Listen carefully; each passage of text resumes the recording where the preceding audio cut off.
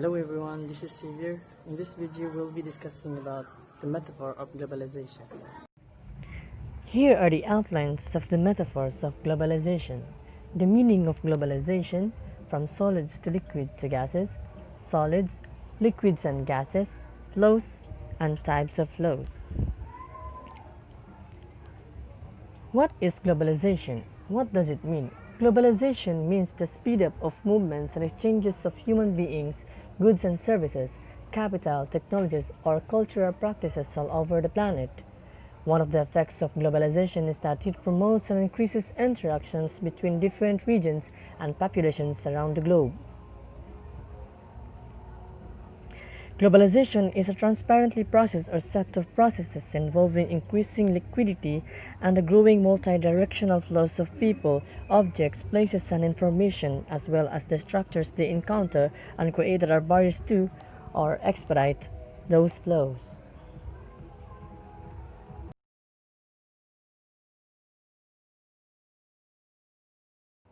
From solids to liquid to gases. In this section, we will use the metaphor of a solid to describe epochs before the era of globalization. Similarly, the global world will be described as being liquid. The use of such metaphor is designed to give you better and a more vivid sense of the global age and how it differs from prior epochs. Solids is prior to the current epoch of globalization, and as we will see, to most observers there was a previous global epoch. It could be argued that one of the things that characterized people, things, information, places, and much else was their greater solidity. That is, all of them tended to be hard or to harden metaphorically, figuratively, not literally of course, over time, and therefore, among other things, to remain largely in place.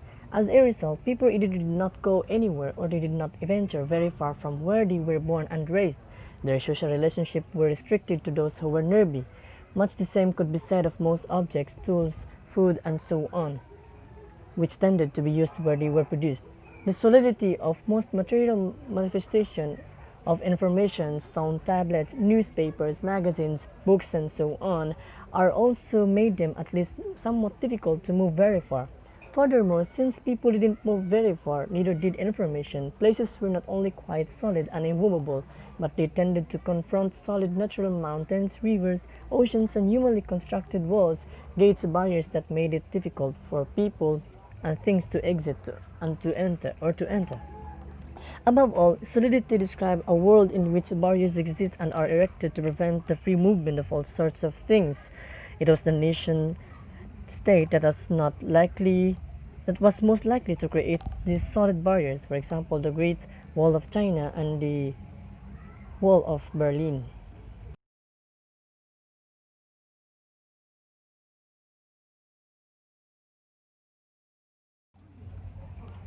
Liquids and gases, however, at an increasing rate over the last few centuries, and especially in the last several decades, that which once seemed so solid has tended to melt and become increasingly liquid. Instead of thinking of people, objects, information, and places as being like solid blocks of ice, they need to be seen as tending in recent years to melt and as becoming increasingly liquid.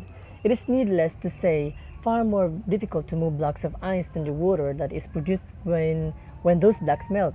Of course, to extend the metaphor, there continue to exist blocks of ice, even glacier, although even these are now literally melting in the contemporary world that have not melted, at least completely. Solid material realities, people, cargo, newspapers continue to exist, but because of a wide range of technological developments in transportation, communication, the internet, and so on, they can move across the globe far more readily.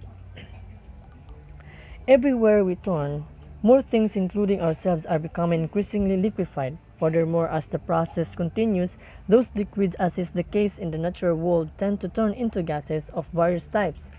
Gases are lighter than liquids and therefore they move even more easily than as liquids.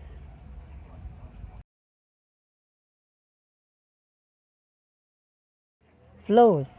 Flows are closely related to the idea of liquidity, and integral to it is another key concept in thinking about globalization. After all, liquids flow easily, far more easily than solids, because so much of the world has melted or in the process of melting and has become liquefied. Globalization is increasingly characterized by great flows of increasingly liquid phenomena of all types, including people, objects, information, decisions, places, and so on.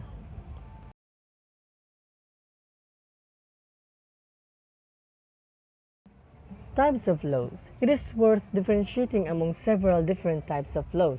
One is interconnected flows. The fact is that global flows do not occur in isolation from one another. Many different flows interconnect at various points and times.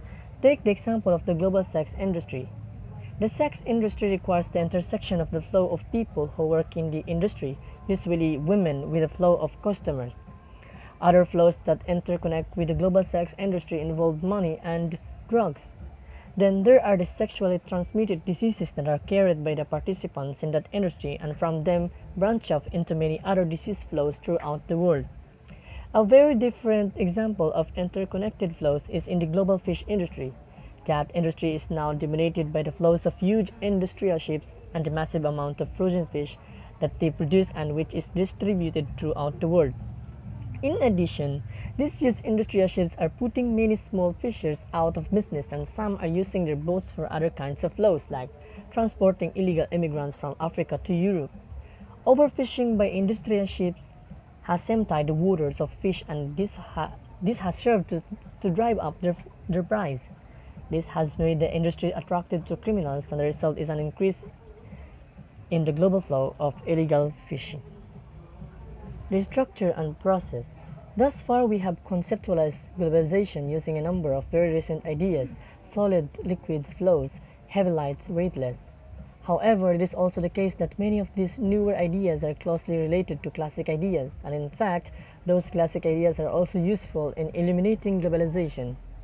One of the oldest pairs of ideas in social sciences, and one that continues to inform them, is structure and process. It is important to note that these structures and processes can take various forms economics, political, religious, cultural, and so on. These ideas were explicit in the work of some early social theorists, especially Auguste Comte and Herbert Spencer, were important to other social thinkers over the years, Talcott Parsons and Norbert Elias, and continue to be of importance of Ritzer in 2008. There was a tendency among sociologists to focus on structure rather than process. However, a focus on static structures began to lose favor in mid-20th century social theory. One response was the development of theories that focused on process instead of structure. The best-known example of this is the process sociology of Norbert Elias in 1939-1994.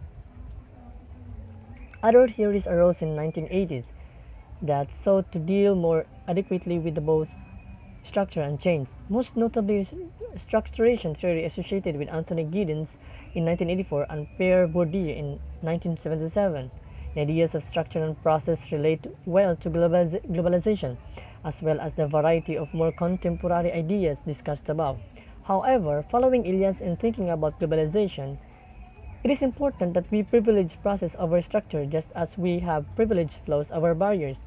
Globalization is above all else a process, or better, a very large number of interrelated processes. Thinking about globalization in terms of processes, the fluids, gases, flows, etc., discussed above, gives it the kind of dynamism that we all know it has that offers profound insights into it and the ways in which it works. Yet, we must not ignore the role of structures like nation states and multinational corporations in globalization. First, it is often structures that generate globalization processes. Second, structures often emerge out the process of globalization, like the networks discussed above. Third, as the process of globalization proceeds, structures are often created or emerge to expedite globalization. And finally, there are those structures that are created to slow, divert, or even stop the process of globalization.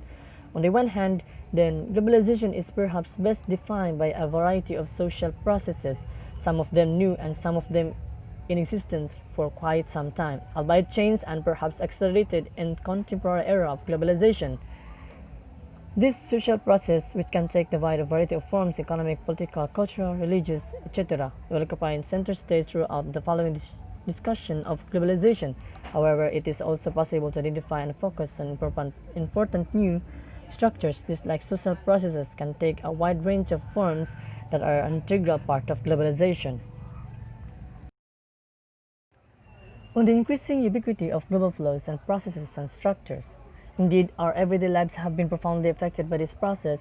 Global flows and structures have become an inescapable part of our everyday experience.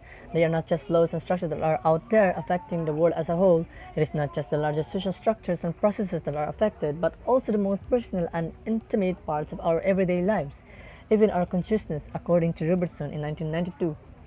Furthermore, these flows and structures are not seen by most as being imposed on them against their wills, but rather they are seen as legitimate by most and are even sought out by them. As a result, they are more welcome than they are seen and treated as unwelcome impositions. Of course, the disadvantages in the world are the ones who are not likely to welcome global flows and structures. It is the case that one hears increasingly loud voices raised in the North, and especially in the South, against global flows and structures and the problems caused by them. Global flows and structures are increasingly taken for granted aspects of the social world, that is, they no longer seem to most to be exotic phenomena or even open to question, doubt, or debate.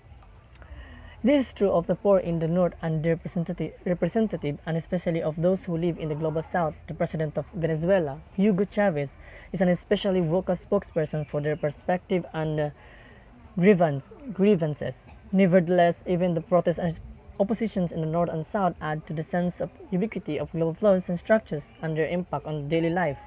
This is quite remarkable since the ideas of global flows and structures as well as globalization in general have only been in general usage since about 1990.